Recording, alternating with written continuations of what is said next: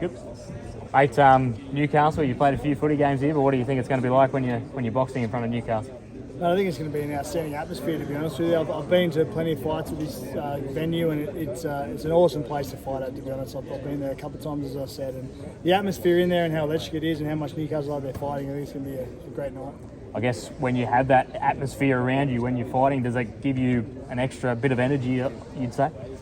It'll give me energy either way, I don't know if they're going to boo me or cheer me. I'm not too sure what's going to happen, and I really don't care. I'm not too worried about it, but I've got to get in there, do my job, do what I've trained to do, and if I do that, I'll get the job done.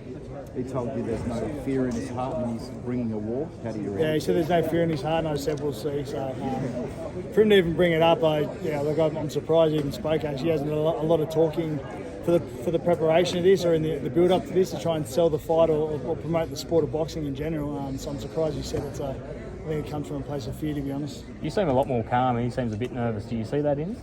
Yeah, without a doubt. Look, in saying that, I'm not trying to stick up for him, but it's his first time here, and I've sort of been around the media, understand what the media is, so I can understand a little bit. But at the end of the day, you got to promote your sport, the sport you love, and the sport you're involved in. And he's done nothing to do that, and I think that's for me that's disappointing for the people in boxing and for the undercard.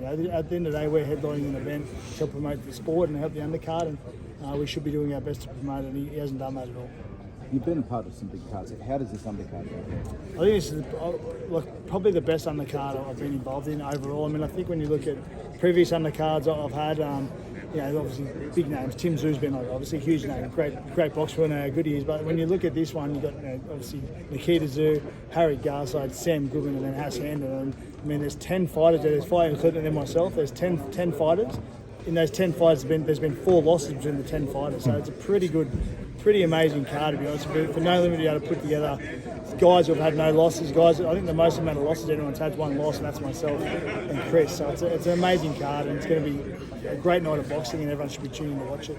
Yeah, there's a lot of bravado with the weigh-ins and the face-offs and all that, and Harry Garside just a few minutes ago came up and said that fear, is a real factor or whatever else. Is that a motivator, or do you feel that? Is that a real emotion as you come into a big fight like this? Yeah, without a doubt, there's always fear. I'm not a tough guy to say I don't get scared or I'm not fearful. Yeah, without a doubt, there's always fear. But for me, it's more about the fear of failure. You don't want to fail. I'm not fearful of my opponent. I don't fear what they're going to do. I know I'm going to get punched. It's boxing. I've got to go forward. I'm the shorter fighter. I've got to go forward. He's going to hit me at times. I'm not fearful of that, but I have a fear of failing and not living up to my potential and what I can do. If I fight him the way I was sparred, the way I prepared, he can't beat me. Gal, I know you've said before that you've acknowledged your role in sort of getting boxing back into the public eye, but we just had Harry up here talking and he actually name-dropped you as a reason why Australian boxing is back where it is. What does it mean for you to hear sort of one of the next generation of great Aussie boxers say something like that about your involvement in the sport? And it means a lot, and I'm very appreciative because, as I said at the start of this interview, I'm disappointed that guys like Kris don't help promote their own sport, because I constantly get ridiculed on particularly social media by not so much boxing coaches. Boxing coaches and boxing people, they understand what I'm doing, they understand the preparation I do, and they appreciate what I'm doing. But the general boxing fan still says I'm no good for the sport. Well, the fact is I am good for the sport. I bring eyeballs, I bring attention to the sport, which can only be good for the sport. So that's why I was disappointed in Kris not promoting the sport. But to hear it from Harry Garside, it means a hell of a lot. And the general people in boxing, the boxing trainers, they know how to prepare, they know how to I go into a fight, and they understand what I'm doing for the sport too, which is good. So it means a hell of a lot to me. Does that piss you off that you don't get the recognition from the boxing public? But I don't really care about the boxing public or the recognition from people. People boo me, people cheer me for one reason, they want to boo me. That's it. So I don't really care what they want to do. I'm doing things they can't do. That's as simple as it is. And people cheer and people boo you for it. That's life. You've said that you're getting towards the end of your boxing career. Is there a chance that this is your last fight? Yeah, there's a chance, without a doubt. I'm not going to come out and say it because I don't know, but there's a chance without a doubt. I've had a wonderful sporting career for a long, long time.